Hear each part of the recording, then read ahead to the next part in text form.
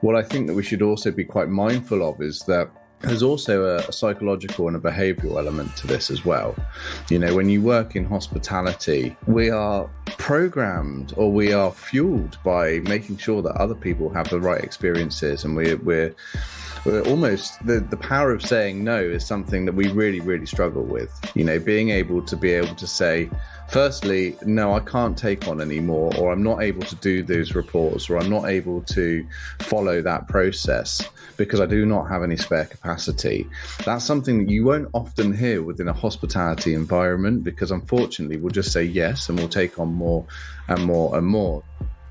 Hello and welcome to this week's episode of the Burnt Chef Journal, a hospitality-specific podcast dedicated to challenging mental health stigma and conversations designed to inspire a new, healthier, happier, and more sustainable hospitality profession. This week's session is brought to you in association with the Institute of Hospitality, who have invited myself and one of our chief ambassadors, Scot Turner, to be part of a conversation around the secrets of great retention. The conversation's probably only about 45 minutes long, and to be honest with you, we probably could have done with a lot longer, because it turns out that it's a hot topic and a lot of people are interested in discussing this. So if you are a leader, if you work in an organization, if you're looking for a new role that wants to look at actually what workplaces should be focusing on when it comes down to retention, then this is a great episode for you. And I very much hope that you enjoy this week's episode. The Burnt Chef project is proudly sponsored by Lamb Weston, a leading provider of innovative, high-quality potato products created for chefs to help operators thrive both today and tomorrow. Working carefully with sustainably minded farmers and growers, Lamb Weston provides potato solutions for every type of kitchen, from premium British chips and fries to potato shapes, wedges and mash. To find out more, head to lambweston.eu or search your partner in potatoes. Good morning, everyone who's watching this now and listening later on. I'm the CEO of a social enterprise called the Burnt Chef Project, which, if you haven't come across the Burnt Chef Project, is well worth checking out.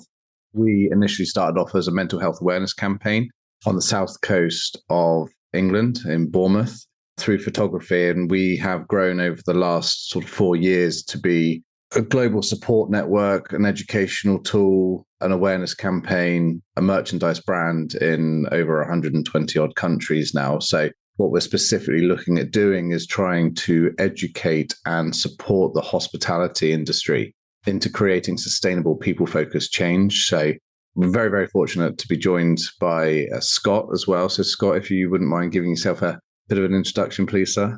A pat on the back, I thought you were going to say then. Hi, I'm Scot.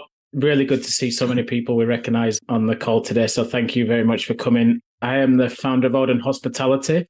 We're a hospitality agency who works with hoteliers and operators to help them think differently to grow their business. So what does that mean? That means we go in, we speak to operators, hoteliers, we look at what their pain points and challenges are, and we help them put a plan in place that over 6 to 9 months can help them navigate through that.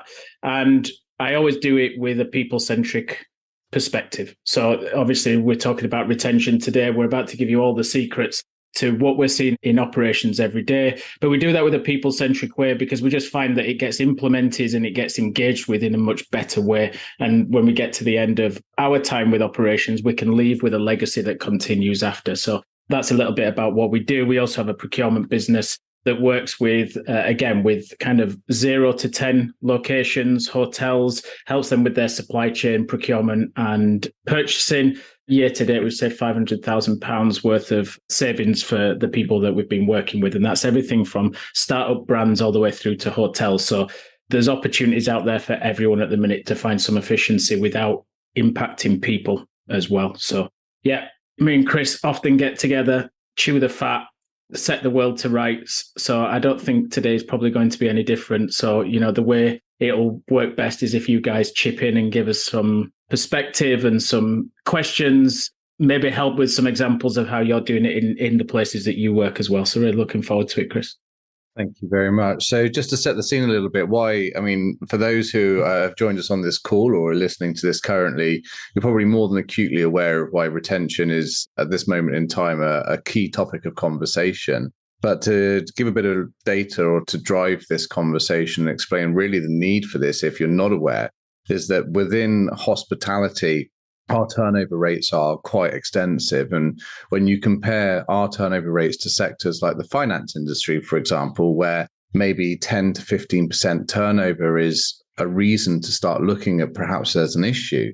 In hospitality, according to 7Shift's data, we have about 125% average turnover rate, which is quite shocking, really. And especially when you're talking to operators who go, yes, I'm targeted for 120%, which means that it's already higher than that in order to be able to get down to reasonable levels. So it's just been chalked up to, and as Scott and I talk about, that's just the way things are, right? That's just hospitality. We have people come, we have people leave, 90-day tenure. We'll be lucky to get past that. But actually, in reality, we just need to be a little bit better, a little bit smarter. So we're going to explore some of those things today. The Burnt Chef Project has access to scientific data that we haven't published. Case studies that we've done with organizations. We've also managed to scour the internet and pull together about 40 different reports around different subjects around mental health, well-being, culture, leadership, turnover. So we'll be drawing on those today as well. So Scott, over to you first and foremost. I'm going to throw you straight in the spotlight, not under the bus, because that would just be harsh. What is it, in your experience of working with organizations, what is it that firstly is one of the key drivers to poor retention? The thing that I see most often when I go into operations is overwhelm. I think that's probably the most significant thing that you see. And you find it a lot where we're not giving people the necessary skills to handle positions they're in, potentially. And then what we do from there on in is we just keep putting more and more on the to-do list. We create more admin tasks. We create more reporting. And all that does is it gets people into a scenario where they don't know which is more important. Is it the guest? Is it the people? Is it the admin? Is it the boss? Is it the finance guy? So I think certainly when I go into operations, we're looking at what the task lists are of the key people that are operating the business. And that's in terms of where our specific scope is. So I'll give you an example. Working with a client right now, F&B manager in place. I literally shadowed that guy for about a week and looked at what he was spending his time on because he wasn't present on the floor enough. And we found out that there was so many manual tasks, there was so much reporting that actually meant he couldn't be there for his team and be present. So in the background going on with all this, there was huge sickness levels, huge turnover levels. Obviously, guest experience was being impacted. The first thing we looked at was how can we reduce the overwhelm, reduce the to-do list so that he can be more present on the floor, so that he can start having more impact with the people who are fundamentally making the difference for the guests. So I think that's one place where I think we really have to understand in businesses where we can help operators create this admin, create these to-do lists and make it more efficient so that they can get back onto the floor with the people, because that's where they can make the biggest difference. And it's interesting. I did a post on LinkedIn about the number one advice I give F&B managers is be present on the floor. And it's probably the third best performing post that I've had in a year, and 850 impressions over the last year on LinkedIn. This is the third highest performing. So there's emotion. It's had 50 reposts. It's had comments. So people know it. We just don't allow the operators the chance to do it. And I think, with lots of conversations around how tech can help with that, how looking at what those tasks are and actually, do people read them? Do people find them useful? Do people really need to be doing them? Because fundamentally, your people should be on the floor with guests. Can I just ask, was that a head office pressure for that person to be so admin based? Was it a head office pressure to actually, have to do lots of reporting? Yeah, I think, and I've said before, I think one of my biggest mistakes at some points when I was managing operations was when you're sitting in a head office environment and you're managing multi-sites and you're managing lots of different units, sometimes you want data overload because it helps you manage the business better.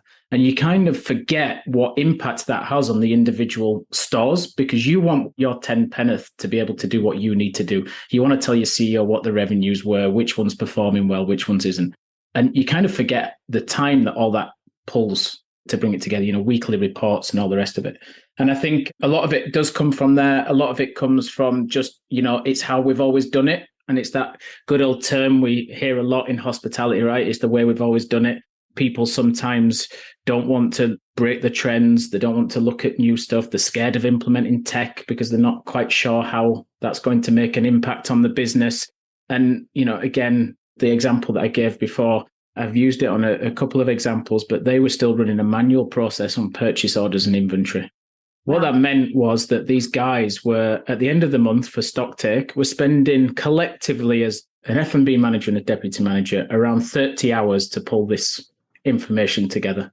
And when we went and then had the conversation with the senior team in the operation, my pitch wasn't, we need an inventory system. It's going to save 5% on your food cost. You're going to have a lot better handle on variance, et cetera, et cetera. My pitch was, if I take that 30 hours, give you 2 hours to do the stock take because we implement an inventory system like Market Man, et cetera. Imagine what those managers can do with those 28 hours back on the floor with your teams, delivering training, having meaningful conversations, or just being present. That is the power of what that system will deliver for that business. So I think it's about really looking at what your managers and leaders are doing, looking at whether there's a way to make that more efficient, and then looking at whether it's actually important and read, because I'm sure there's lots of people on this call that receive reports every day or have done in their career. And how many times have they actually sat and given them the time that they're due and the time that their people have spent into putting them together? So I think if we're starting to look at why we have retention problems, I think that's one of them. But, we shared on the warm-up call the other day, and Andrew's on the call as well. And we had this conversation on his podcast is, I think, fundamentally as an industry, we have an engagement issue as well. We don't engage our people properly when they come to our businesses. And I mean that for a number of different ways. Is we're very selfish as an industry. We want our 10 penneth from our people. And what we don't do is look at what skills we give those people as well. And then we don't develop with the time. We kind of sit a little bit back. So we don't look at the generation and the workforce that's there right now and go, okay, how do we engage them? What keeps them engaged? How do they deliver every day? How do they consume content every day? How do they go about? What's their drivers? What motivates them? And adapt. And I think that's where, as an industry, the Hospitality Rising talk about it a lot, don't they, in terms of we have to attract people better by talking to them differently. And then when we get them into our businesses, we have to engage them better by giving them different skills than probably what we've had to previously. I've done a lot of talking, but me and Kris had talked about this a lot in terms of that as well. I mean, I think from a process point of view and from a procedural point of view, then I think I do agree that ultimately you have to start looking at these things. But what I think that we should also be quite mindful of is that there's also a psychological and a behavioral element to this as well.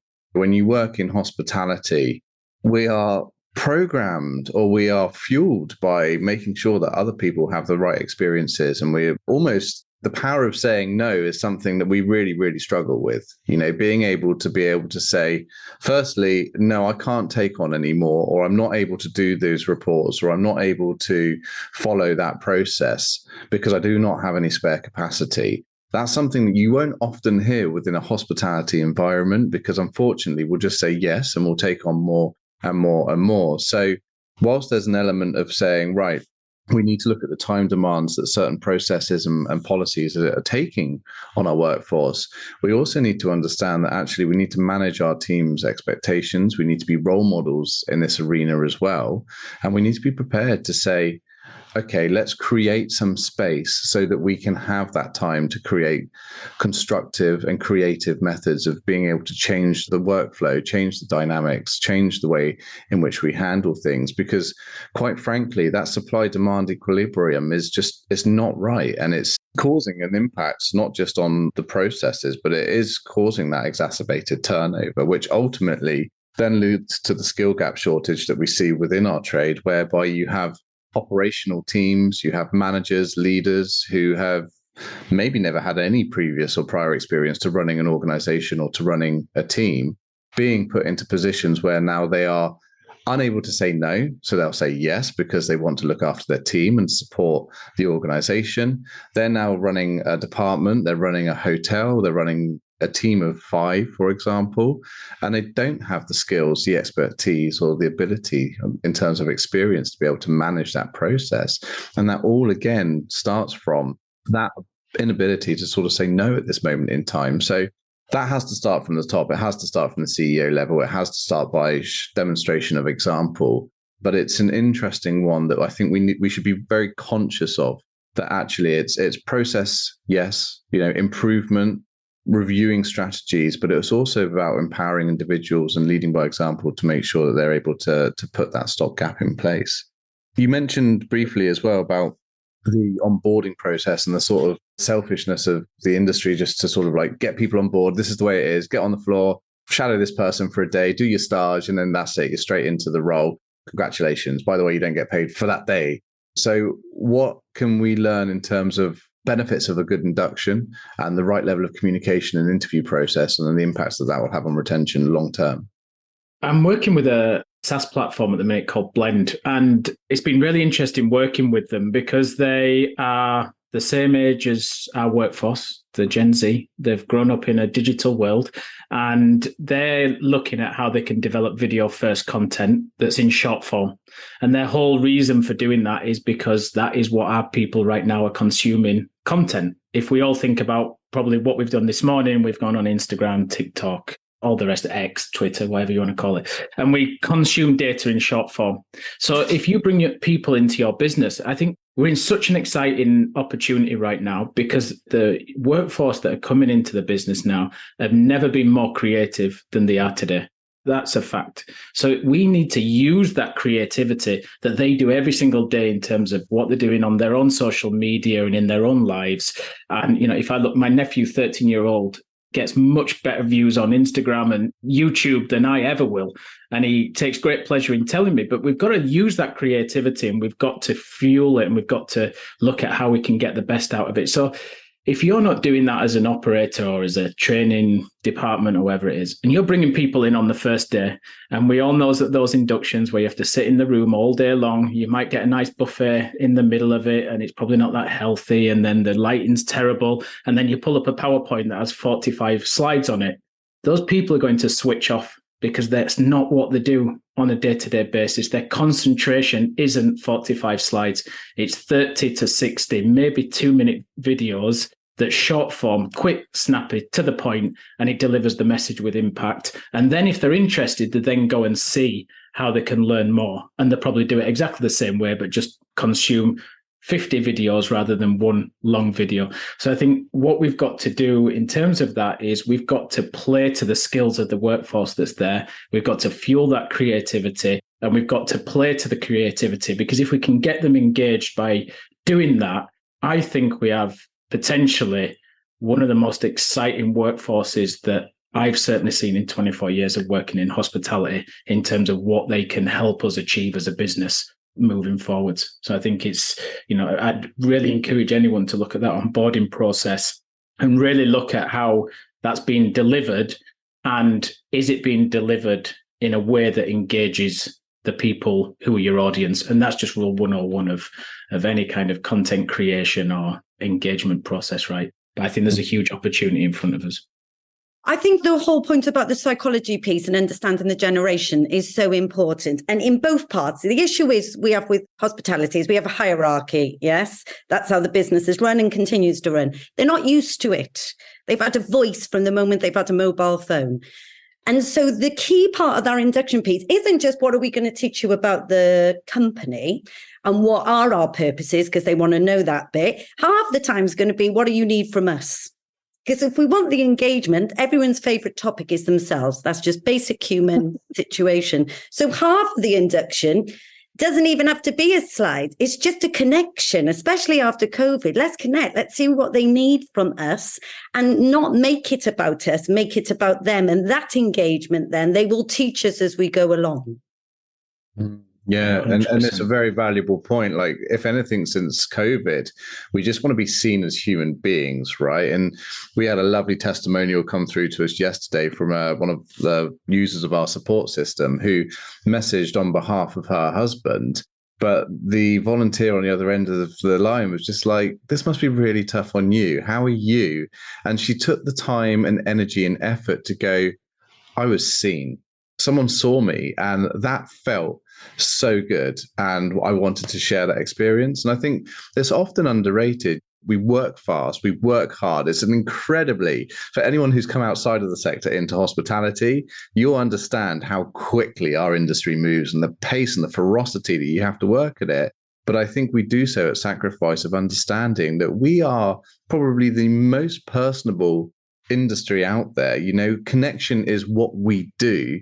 And yet we seem to forget that with even the most important part of the hiring process, which is the interview and the onboarding process. So it's a really, really strong point, Michelle. Thank you. So the comments that we have, Michelle had mentioned the impact on distraction as one of the comments. 100%. I've read Johan Hari's book, Stolen Focus, and that talks a lot about how distraction can have a huge impact on productivity. And I think it's back to that point of making people do tasks instead of being on the floor. If there's a distraction there, they have to prioritize, and that distraction takes time to get back onto the floor, doesn't it? So I think it's a huge message for me with whenever I go into businesses and work is looking at people's to-do list and looking at the impact of that to-do list. It's a good takeaway from that one for sure. Adam's written, from my experience, clients are willing to spend money and time on improving customer engagement and retention, but don't follow through on their internal teams. And Karen agreed, focusing on guests and not the leaders / teams. If I can jump in there, I think for me, my organisation and what we do, it's about that retention and engagement from a customer perspective. So my whole business is focused on how the customers feel and how we make the customers feel as the end product. And we're kind of running the bath with the plug out because they spend all this money and time, but how do we get more customers in the bathtub? And how do we, have a better hotel, a more profitable hotel, a better experience and a better venue? But actually, we never look at how do we put the plug in the bathtub and go, right, how do we fix the problems? And some of the issues that we see, and there's marketing money they're allocating and spending to correct the customer retention element is completely pointless in some respects because they cannot back it up with the service they have underneath. So you need the kind of two things. You need the outgoing marketing side of your business to attract and retain customers, but you equally need that fundamental underpinning of your team, your staff, your engagement. So for me, this whole conversation about engagement retention is about engagement retention with customers, great, but it's about engagement retention of staff to deliver that customer experience is the most important aspect. 100%. I was just going to say, half the time, if you've got staff that are providing a good service, the customers will come back because they want to see those staff members, 100%. Won't they? 100%. It's the way, right? There was a business I worked in. The scope was about revenue generation, and we put the halt on the scope of being revenue generation for about 2 months because the people weren't ready for it. And we focused on the people for 2 months to get them in the position to be able to do it. Adam's absolutely right. You can't have great guest experience without people who are engaged in a team that are going in the same direction and passionate and want to do the best for the business. It's impossible. So 100%. It's also a hard sell there. Like you and I have spoken plenty of times. When you go and talk about ROIs, you know that if you get an extra 50 customers in a week, you know what that ROI is based on your current workforce.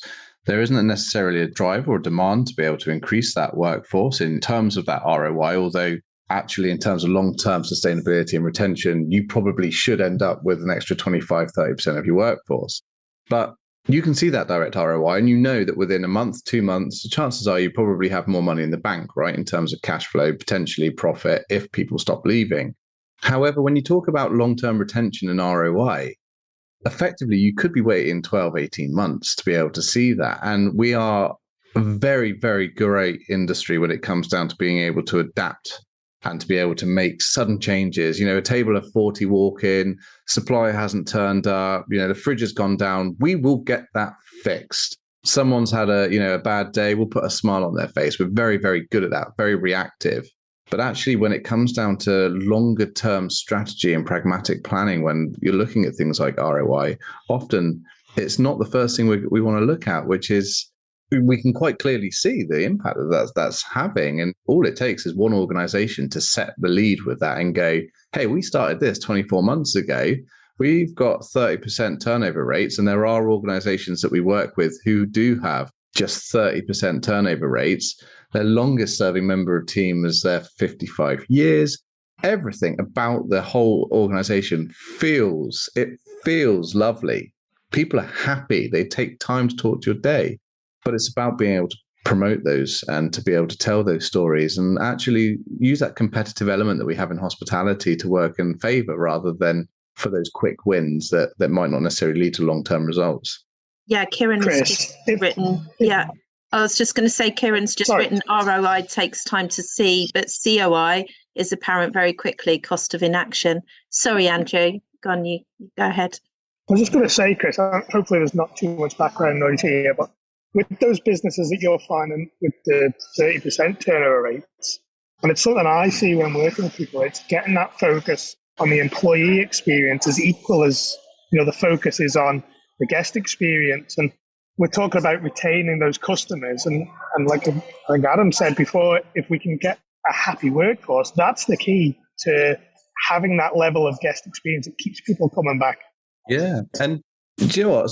Often enough, when we talk about this, we're talking about ROI, right? So instantly you think that there's a big cost attributed to this. But Michelle's point was see people for people and have a human conversation. That costs nothing but your ability to give permission, one, for that individual to share, and two, for you to have permission to be able to create that space. But it's small things. One of my tests when I go into an organization is I'll ask to use the toilet, and I won't use the customer toilets. I'll use the staff toilets.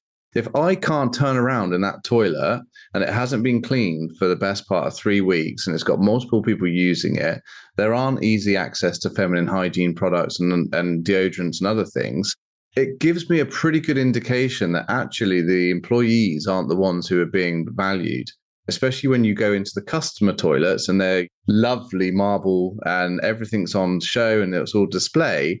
Ultimately, sorting a toilet out will cost you less than £1,000, but the benefits that will give to the workforce, just to go, bloody hell, I'm seen. Oh, that's a really thoughtful approach. Yes, if someone comes to them offers an extra 20k a year to work down the road for half the time, you might struggle. The toilet's not going to be the deal breaker, but it does build part of a larger picture. And then sometimes we don't need necessarily to look at massive expense for ROI, right? I use an example. There was a business that I worked in with Michelle, and our thing that we always drove was our customer engagement piece, which was 5 ECS. The first one was warm welcome. The last one was welcome back. And how many businesses transfer that into their people? You're absolutely right, Kris, the changing rooms, or even a manager just saying good morning to everyone when they walk in and see you again tomorrow when they leave. And it doesn't have to cost a penny. How many times the first impression of your business for your people is the changing rooms. The last impression is the changing rooms. So again, like you say, if they are right, then the first impression, last impression sucks. It's no wonder people are walking away on the tube and thinking, actually, yeah, it's a bit grim. So, yeah. If you're enjoying this week's episode, consider heading over to our website and supporting our ongoing work in destigmatizing mental illness and creating a healthier, happier, and more sustainable industry by purchasing some of our branded merchandise. We have a whole range of t-shirts, hoodies, chef's jackets, well-being journals, plus a whole host more available on Worldwide Dispatch. All funds raised from sales of these items go towards free-to-access e-learning content, as well as providing free support systems and help for those who may be experiencing difficulty with their mental health. And it could be, there's an organization that we don't work with, but one of our ambassadors does. And they're a very well-known organization and celebrated for things like culture and pay, which they've got really right. But there are small things that are missing. For example, there's nowhere to have a break. They have to sit on a curb outside. And it's these small touches that, despite the fact that the salary is higher than the average within the hospitality industry, they're still going, yeah, but when it's raining, I get wet. And that's not cool. That makes me feel devalued. And it is these touches that are often so overlooked when we start looking at money and perks and these quick fixes that ultimately may not necessarily even relate to our workforce, right? Yeah, for sure. I mean, I used an example the other day where I think, if we're looking at non-negotiables for people now, I think that's changed over probably since before COVID, pre-COVID as well. And I think, no longer extra days, holidays, and a little bit of healthcare here and there, perks and rewards. No longer those things are nice to have. They're almost non-negotiable now. The nice to have bits are the bits that show you care. It's those meaningful conversations, those one-to-one chats, those chats about them, not about the business. Soft skills. What soft skills can you deliver or can you give to them over and above the hard skills that the industry teaches? Because me and Andrew had a chat about this as well, is I don't think we talk enough about the skills that we teach people that are nothing to do with hospitality in this industry. And I think we are an industry that needs transient labor. We know that. We need those people. And we don't show them the benefits of doing 2 or 3 years in hospitality while they're at university because of what that's going to give them to leave. So I think that's where I talk about we need to get better at attracting people by sharing the qualities that they're going to absorb by working in hospitality. All the things that you said, how to be reactive, how to deal with things under pressure, not a word I like to use often, but how you can be resilient in times when things are tough. All those type of things that are soft skills that we don't talk enough about. And sometimes it's used to beat the industry with a stick, but they're so valuable in everyday life moving forward. So I think, that should be a big piece of what we talk about. We've got quite a lot of comments in the chat here. Perfect. I'm not sure where to start, actually. I'll start backwards, actually. So Adam had written, it's about bridging the gap between employees being people who work for an organisation to employees are brand ambassadors for their organisation. And then that followed with, from Andrew, just such a great strategy. If you have a team of ambassadors working for you, you will have people queuing up to work in your organisation. And then Adam had written, retention works like respect on a commercial level. You can't force people or sell retention.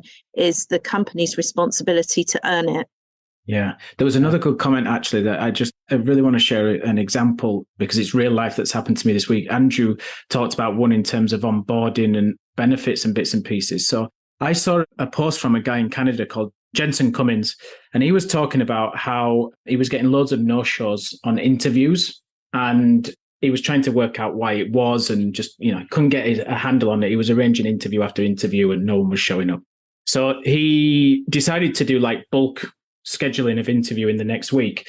But what he did is for every single person that was due to come, he did a video to them first saying, hello, my name's Jensen. Really looking forward to meeting you.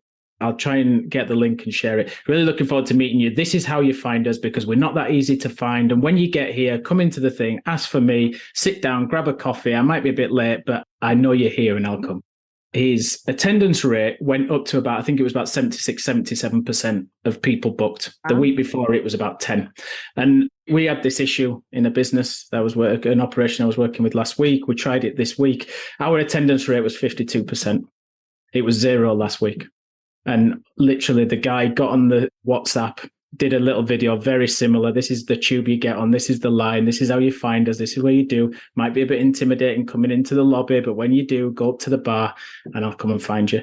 And it was 52% attendance rate. So sometimes that just showing that you care, showing that there's a personality behind it can make a huge difference. And that was literally yesterday. So that comment kind of lends itself to that sometimes it's not all about those obvious things. Sometimes it's just about the little touches that show you care and show you a little bit different that can give you the edge.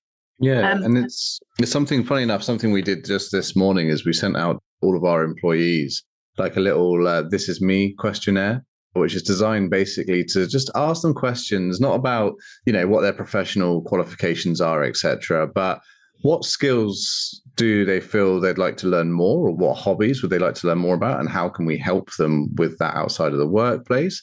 How do they like to learn? Do they like to be shown? Do they like to listen? Do they like to read?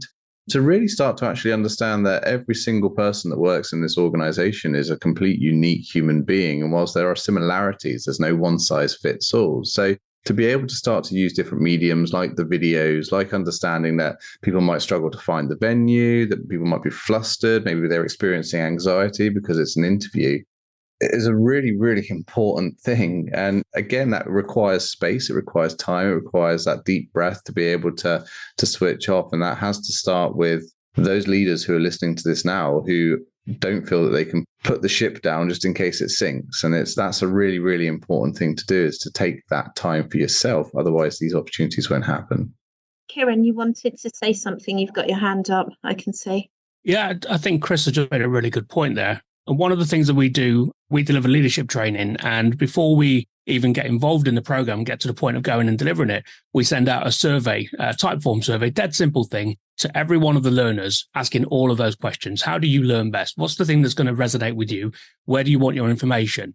Nobody else who's delivered training for any of the companies that we've done it for have done that. And it just seems like such a simple thing that actually I'm going to pay attention to the people's wants, needs, and what's going to really make it the most successful for them, because budgets are tight and nobody wants to spend money. So let's just make sure it's as impactful as possible. And it just works so well. And listening to kind of that conversation about kind of giving people directions to the tube and stuff, it makes me a little bit sad that kind of anybody's sitting there thinking that's kind of game changing, because that's the basics. I made a comment at the top that we should be setting people up for success in an interview process, and we want to see the very best of them. Well, to do that, we take away every single bit of pressure and stress that they're going to be potentially facing before they walk through that door. Getting to the interview is the starting point for a lot of people, knowing which bus, knowing where's the best car park. If they're going to park, where's the cheapest car park for them?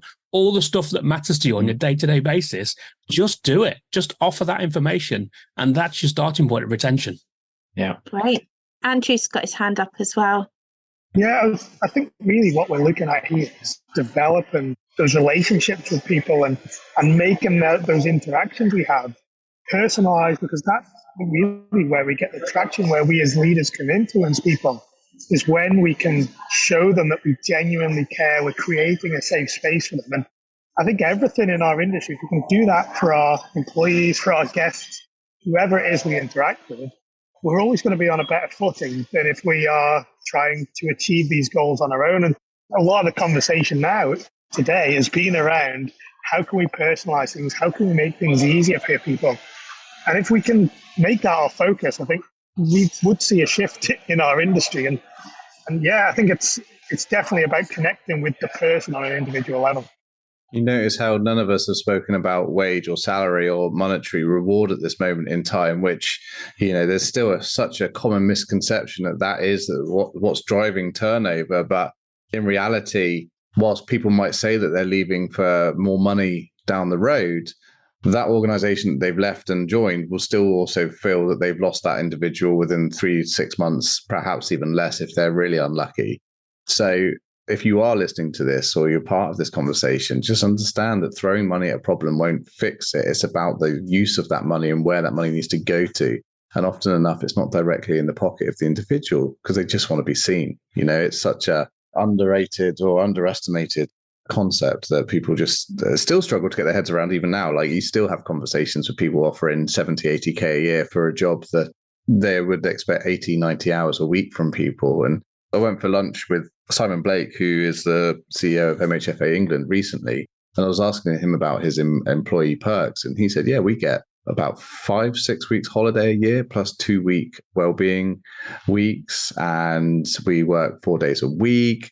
And I said, okay, I'm curious. Why is that? He said, well, because Kris, people are human. And like, the more time you give them off, the more productive they're going to be when they come back, because they'll have fresh ideas, they'll be creative. And he said, so why shouldn't people have as much time off as they want? Which is a really, really, it's such a fresh thinking. Could you imagine if an organization in hospitality gave their teams 6 weeks off a year? Yes, there may have to be some scheduling going on there and some expectations of booking that in advance, but you also get sick pay so that if you are off, you're not having to worry about your finances. You also get to do a class once a month that actually improves your skills or your ability to learn perhaps a new qualification. And also your manager sits down with you and a coffee and chat isn't this big dreadful thing that you're going to get hauled over the coals for. But there's an opportunity to go, hey, how are you getting on? How am I doing as a leader? Am I doing okay for you? Like, is there anything I can do better?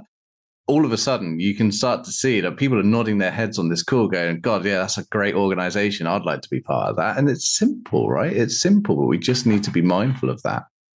Karen, you've got a question. I can see your hands up. So I've spent the last 10 and a half years working in the cruise industry on board ships in the HR operations capacity. There's similarities and differences. And one of the things with life on board, dealing with all aspects of ship life, so technical people, engineers, navigational officers, and the hospitality professionals, everybody's contracted to work 10 hours a day, 7 days a week for periods of anything from 3 months to 8 months. However, the culture on board is generally so positive because the focus is on the crew, the team members, as individuals, regardless of their nationality, regardless of their position, because in order to deliver the guest experience, if the onboard team who are going to spend anything from 3 to 8 months on board are not happy, are not fulfilled, are not engaged, that cruise experience, so let's say the hospitality experience, is not going to be as it should. And I just find this conversation, I've written pages of notes already, but it starts with the talent acquisition and the onboarding. A couple of times it's been referred to as a process, which, yes, it is. There's steps that you go through. But when the talent team think about it as an experience, it's an experience for the employer and an experience for their applicants. It makes a very big difference in the way they approach the process, let's say. So changing the mindset from everything being a process to being an experience can help engagement levels.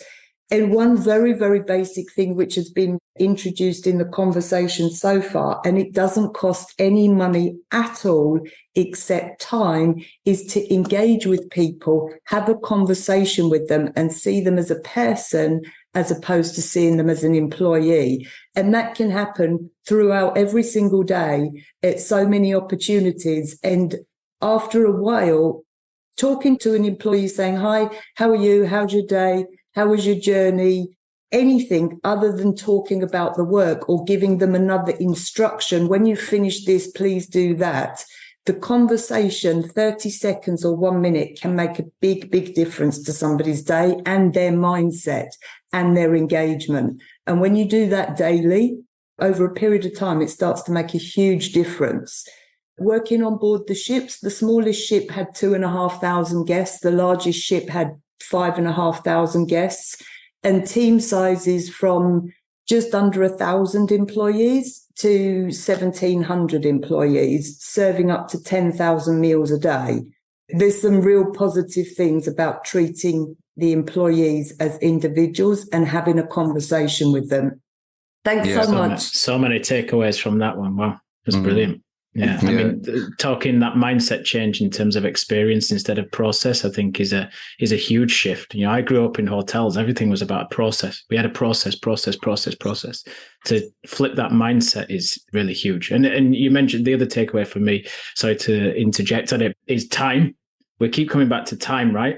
And it's funny, you know. Yesterday, I've got a 4-year-old and a 6-year-old. My 6-year-old came up to me and he goes, "Daddy, if I make my bed every day this week, Mummy's going to give me the gift of time." I thought it was my wife doing the cop out of, okay, we'll just get him to make his bed. So I said to my wife, I said, "What's this thing about gift of time?" She says, "I'm going to let him do anything he wants and he can choose what is meaningful for him, because that's what's going to drive him all week." And it really got me thinking about that gift of time. And, you know, it really can be powerful, can't it, to give our leaders the gift of time to use how they feel they should use it, because that is true empowerment that can start all these meaningful conversations, experience, connection, etc., as well. Just to add on to that, now I'm in Abu Dhabi and I live in hotel residences. I've lived or worked or partnered with hotels for a 30-year career. And I sat and had a conversation with the general manager here just 2 days ago and shared some observations and feedback based on my experience as being a resident here. And one of the things, like I see by the swimming pool, you have the lifeguards and the towel attendants. During the day, for most of the time, because the residences is mostly for like professionals, you know, working people. So they're out most of the day. But the team sits out by the pool every day, sets everything up, and then they just sit there and wait for somebody to come for like an 8-hour shift. I go down and talk to them. And I suggested to the general manager, I said, you could give each of those individuals a tablet and they could do some development activities, some training in short bursts when there's no guests or something around. He messaged me this morning. He's already implemented that because it helps to keep them engaged and they're learning and they're developing, they're growing their awareness, whatever it is. It's all branded training from within the hotel group. But small things like that, people need to be engaged and motivated. And that comes in many, many different ways because their time was being 8 hours a day. Seeing nobody is not very motivating or engaging. No. And I think that as hospitality professionals, the onus is on us to be able to make someone's day when we are visiting another venue or having an experience, whether you're on a flight or you're on board a ship. We were launching out in Toronto fairly recently, and every morning I saw the same employee working for breakfast. And that same person was working there for lunch and dinner as well. So it was quite clear that she hadn't had any time off. And I just stopped her in her tracks, said, look, I know you're busy. I can see that and you'll see it overwhelmed, but just tell me, when do you get time off? And they were like, well, we don't. And I said, well, you've got a lovely spa on site that I've heard about. Do you ever get access to that? And she goes, no, we're not allowed access to that. And you just sort of, and I was like, well, how do you feel about working here? And they went, yeah, it's not going to be a long-term thing. And you just think that these small little things about being able to just create that space and have that conversation. Now, if I was a manager or a leader within that organization or anyone with any decision-making control, you'd just be asking those same questions and going, Christ, we've got something really wrong here. We need to work on this. So just be more human. We're not asking much from people. Just be more human. I don't know. If anyone's interested, actually, I've got some data here from a survey that we did. I can't tell you the name of the client, but we were looking at organizational psychology of restaurant group to try and find out what was going on underneath the hood, basically. And this is quite a lengthy survey that takes 20 minutes at a time. It's based on about 60,000 data sets from a global benchmark. And it showed that actually serious turnover intention within the organization was set at 43%. So 43% of 220 people had already had their foot outside the door and were looking to leave the organization. In terms of presenteeism risk, so where the people were at work and they weren't feeling like they were able to perform at their best, whether that was physical health issues, mental health issues, perhaps there was a cultural issue, that was sat at 21% of the workforce. So overall, across 220 people, you were looking at close to £2 million in terms of lost revenue as a result of poorer performance, increased conflict, and serious turnover intention. But that came down to work engagement, lack of onboarding process, and also things like the general day-to-day job stresses. So we spoke to them about putting in place things like stress risk assessments within the workplace to actually start to work with the teams, give them the psychological safety to be able to say, actually, I don't like it when, or these things are impacting me. And we started to see quite a quick repair of that or a remedy of that. Unfortunately, those who are looking at leaving, it's very hard to be able to turn them away from the open door. But I think that what we did start to see is actually that by addressing and listening to the needs of the individuals, we started to see a huge, profound impact. Right. I think as much as we'd love to carry on chatting, we only have an hour for this. So we are going to have to wrap up, I'm afraid. Before I do that, can I just take a screenshot? Would everyone be okay if I just take a screenshot? Either turn your cameras on or turn them off, if dependent whether you want to be on this. It will just be shared on our social media as well. So everyone smile. There you go. I've just taken a couple there. So has anyone got any other questions at all for Kris or Scott at all that they want to ask before we wrap this up? Can I ask Kris, please, if you could only give me your email to get in touch with you? Yeah, certainly. After the meeting. Yeah, I'm an academic and I'm interested. My research is on retention of chefs.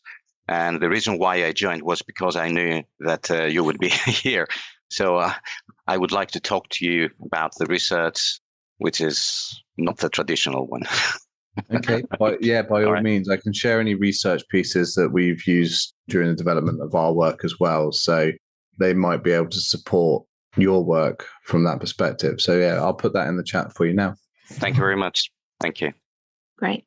Okay, well, thank you everyone for joining us. It's been a really good conversation, and I think maybe we need to revisit this again in a few months' time, because there's a lot to talk about. I had a whole list of things that I could possibly ask and didn't get a chance, and there's been a whole heap of chat in the chat room as well, and I apologise if I haven't managed to say all your comments. They were fast flowing, so thank you everyone for joining us today. Like I said, this will be on demand on our website soon. So for anyone that wants to re-listen to this, and I believe that Scot's going to be reposting this in conversation as well, and Kris as well. And if you have any questions afterwards that you would like to send to Scot or Kris, then please do send them over to me. You can email them over to me. I'm emma.ellis@instituteofhospitality.org. And please do fire over some questions if you'd like me to send those over. So thank you very much, everyone, for joining us. I really appreciate your time. Okay. And thank you, Kris and Scot, for giving your time and having a really good conversation today. Thank you. Thank you. Thank you. Thank Have you. a great day. Thanks, everyone. Bye-bye. Have a good day. Bye-bye.